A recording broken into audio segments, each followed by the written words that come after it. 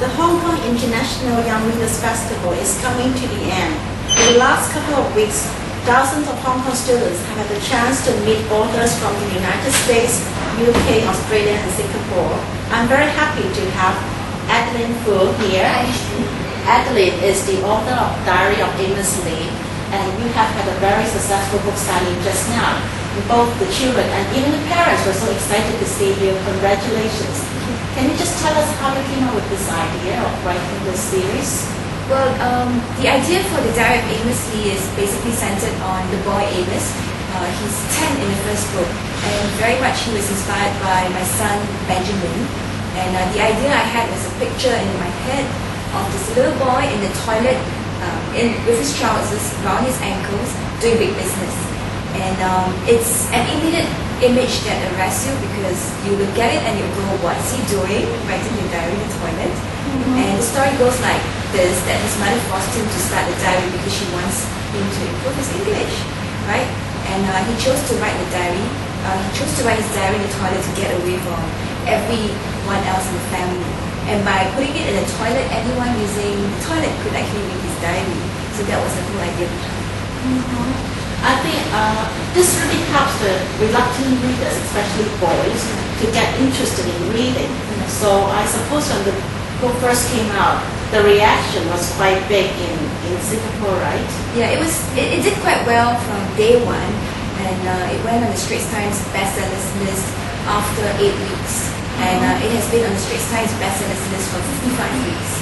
And I guess the reason why it's done so well, I wrote the book meant for boys. I have 2 boys and a girl. And I realized that boys just love gross toilet humor. So it works. So they see the cover and then it goes, I sit, I write, and flush. And then the second book goes, girls, guts, and glory. And the third one goes, I'm tough, I tweet from the toilet. So you can imagine that they like the books. Yes, and I just want to ask you, who came up with this wonderful title? I sit, I write, and flush, right? Well, it's the editor of the publishing house. She actually told us that this is the literary device that Julius Caesar used in his Shakespearean text, right? I mean, Shakespeare actually put it in his mouth. I came, I saw, I conquered. So it was like, I sit, I write, I flush. So it kind of works. Actually, when I first got the book, I read it, and I just found out there are a lot of things about Singapore that I didn't know. And I think that for a lot of young readers, when they read this book, they actually learn so many things about Singapore. And I have one question which I've been wanting to ask you, because you mentioned about the urine detection device, and I just wonder whether this really exists. Okay, well in flats that are in the older parts of Singapore, in the leaves they had this little sign that says urine detection device.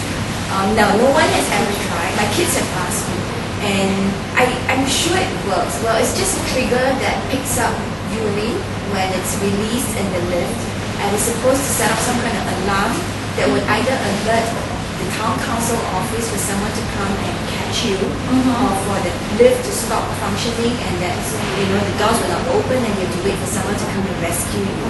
So it's really scary if you want to get caught, then you dare to urinate in a lift, right? But I don't think anyone in the right mind would want to try that. So it is more of a deterrent to stop kids from passing urine in the lift. I have a feeling that if the readers here, after they read the book, and when they go to visit Singapore, they will feel that the places they're going to stay are very familiar because they might have read in this book. Because of Amos Lee's mother's job, the whole family have been to many places and covered in this own diary. Can you tell us a bit more about these wonderful places mentioned in this book? Okay. In writing the first book, right, the idea was actually to intrigue the child who's not living in Singapore to want to come here to see Singapore for its culture, its food, for its places of attraction. And every single place of attraction in the book was some place that I brought my kids to, or that I would drag them to go, so that we could enjoy the experience, and then when I write about it, it would be genuine. And of course, it has to be seen from the eyes of the child, which means that if the child says it's lame or it's fantastic, then it's genuine because the reader will trust him. So it's not my idea of fun, it's my son's idea of fun.